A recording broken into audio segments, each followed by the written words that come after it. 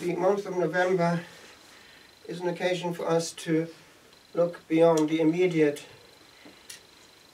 As it happens, this very 24-hour period is one in which I'm taken up in the mystery of the passage, for I was asked last night to essentially prepare for death. Really the person who's responsible for getting me back to Ireland, but that's another story.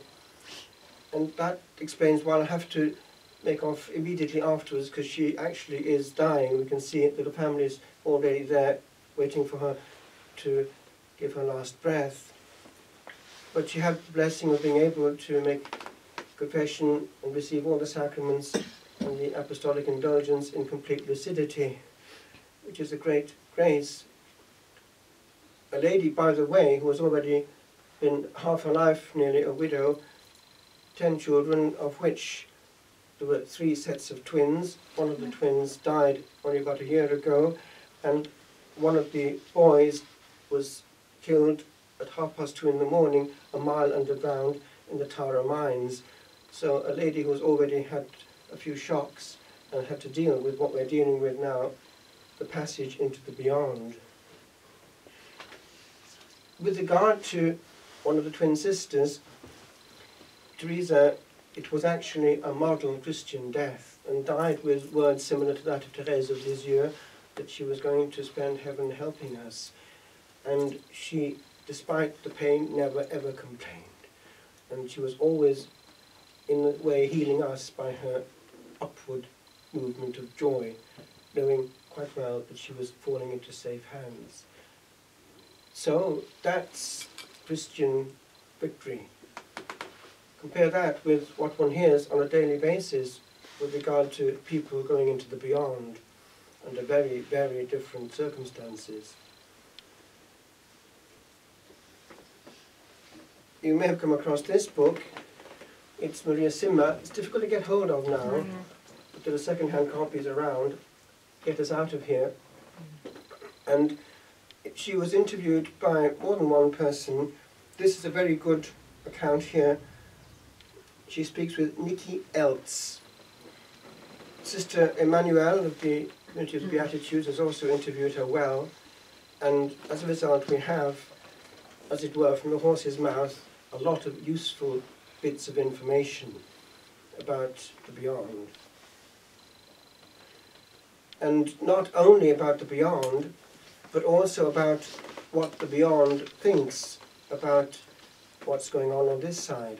For instance, she was very much aware of the importance of the Blessed Sacrament, and she was made, in a way, supernaturally aware of the magnitude of the offence to the Divine Majesty that is a number of specific things.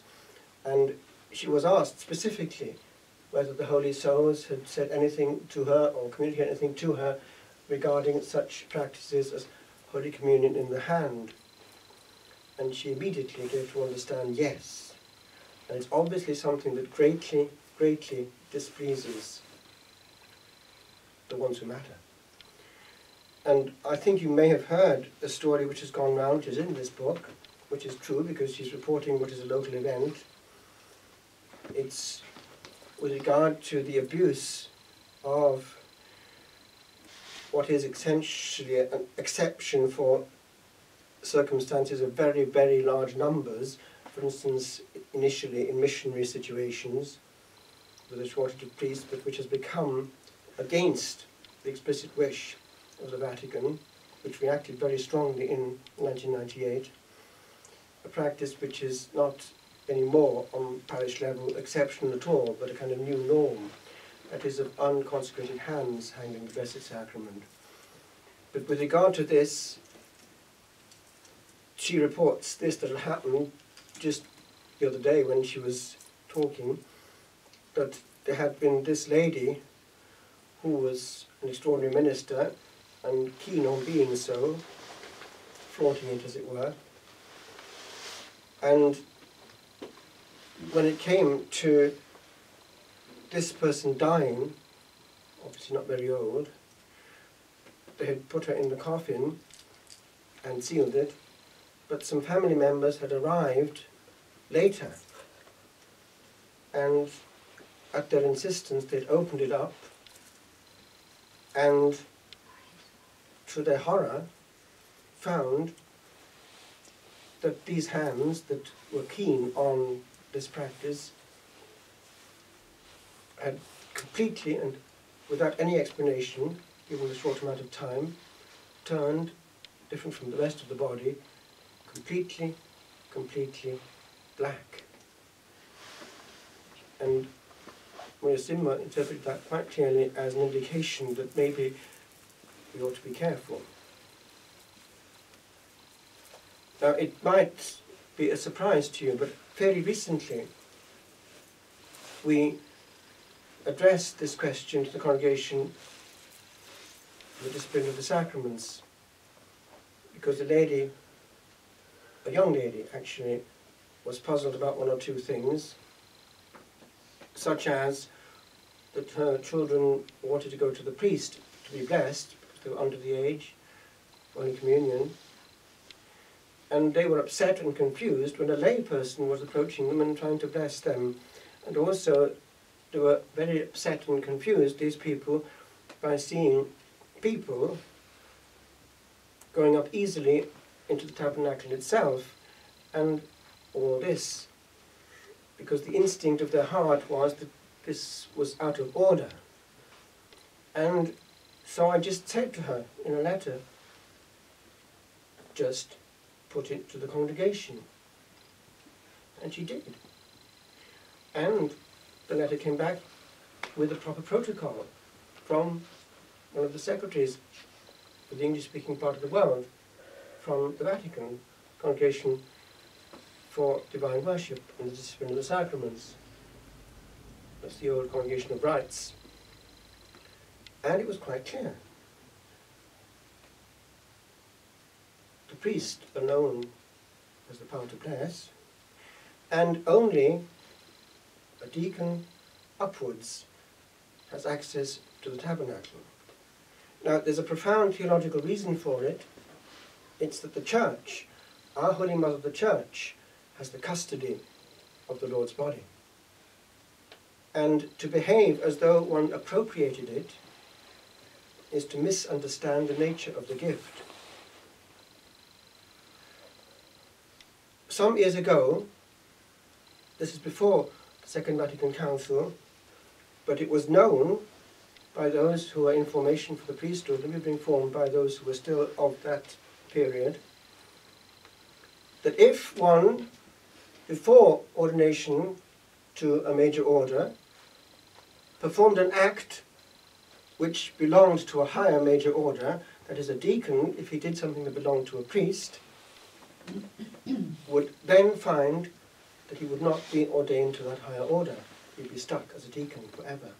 So when one hears of the likes of this practice coming in, because this has to do with one of the practices that would eliminate ordination to the priesthood before, if a deacon before presumed to give benediction of the Blessed Sacrament, he would not be ordained a priest.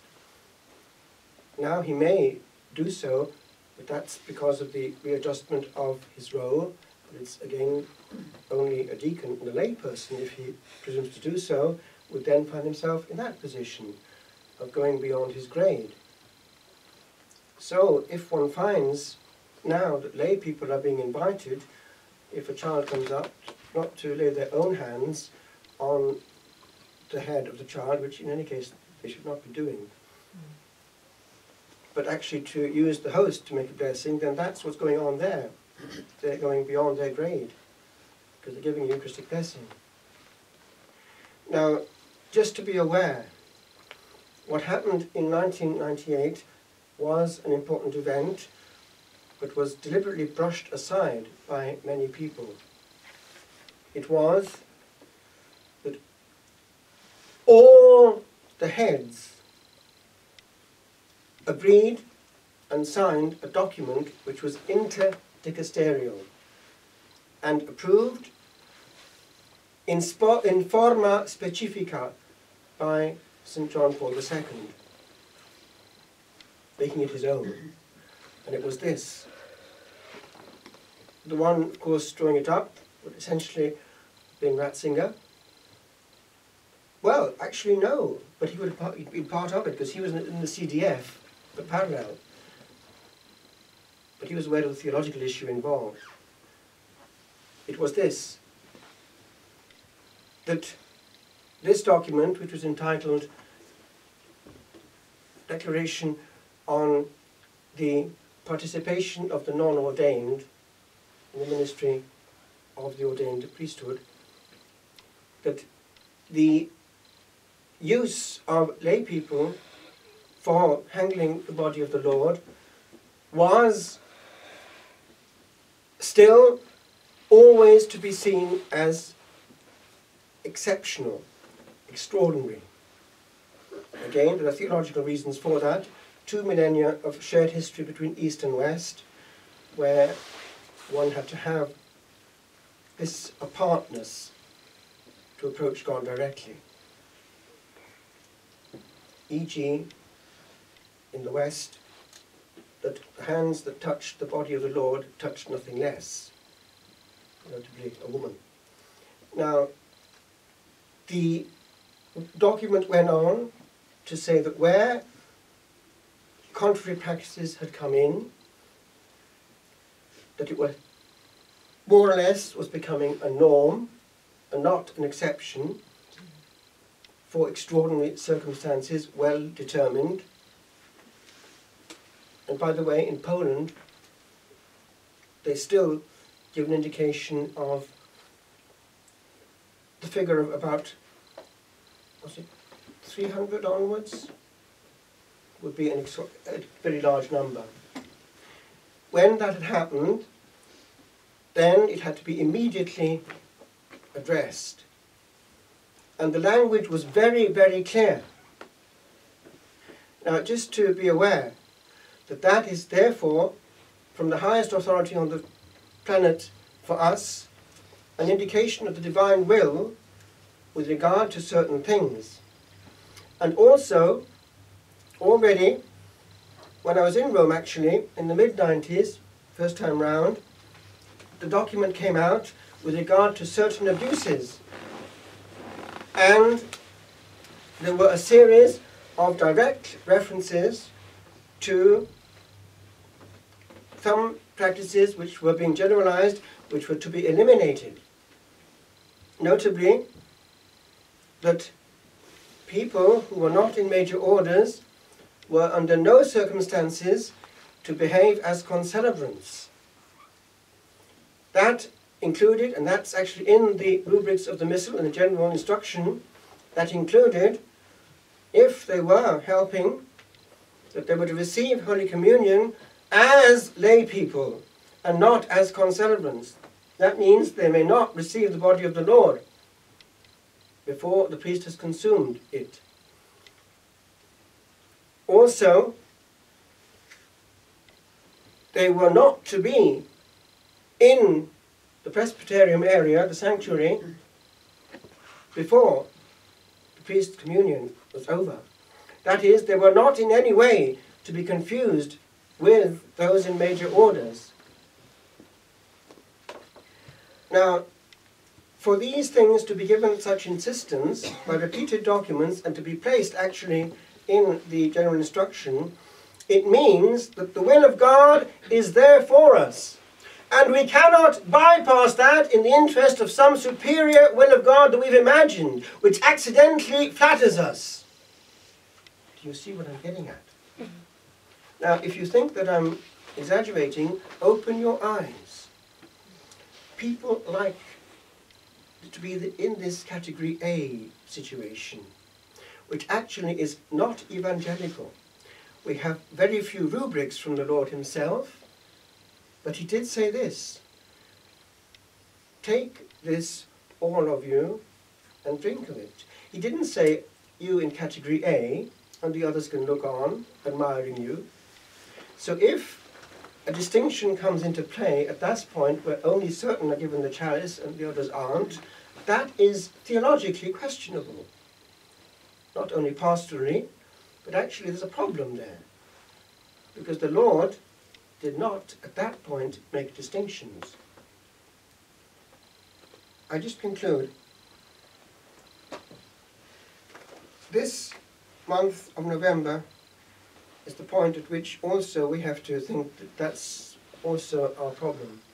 Because all these things that we haven't examined, notably the way that we've handled the Lord, that includes our attitude to Him in church in general, our little wobbles that we call genuflections, our loud conversations, which we call charity, our round of applause, which we call appreciation. All this is, yes, let's say it, an insult to the divine majesty and a flattery of man. And also stuff written on our copybook that we couldn't ever be bothered to handle.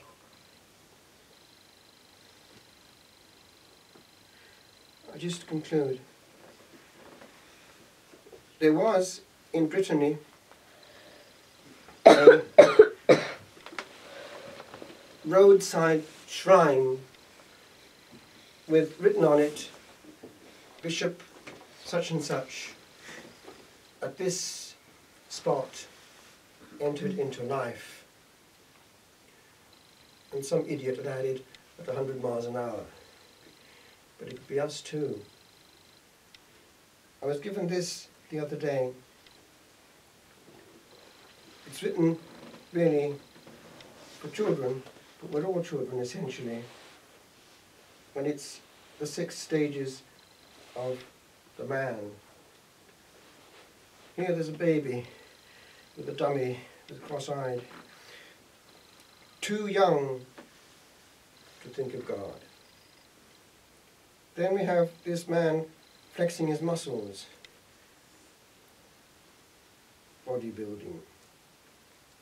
Too sure of himself to think of God. Then we have a couple beaming with joy in wedding dress. Too happy to think of God. Then we have this gentleman flat out in horizontal mode on his bed, exhausted, too tired to think of God. Then we have the VIP, the VIP, with many important things in front of him, the computer bleeping and the telephone in his ears, and spectacles on his important eyes. Too busy to think of God. And then we have simply the coffin. Too late.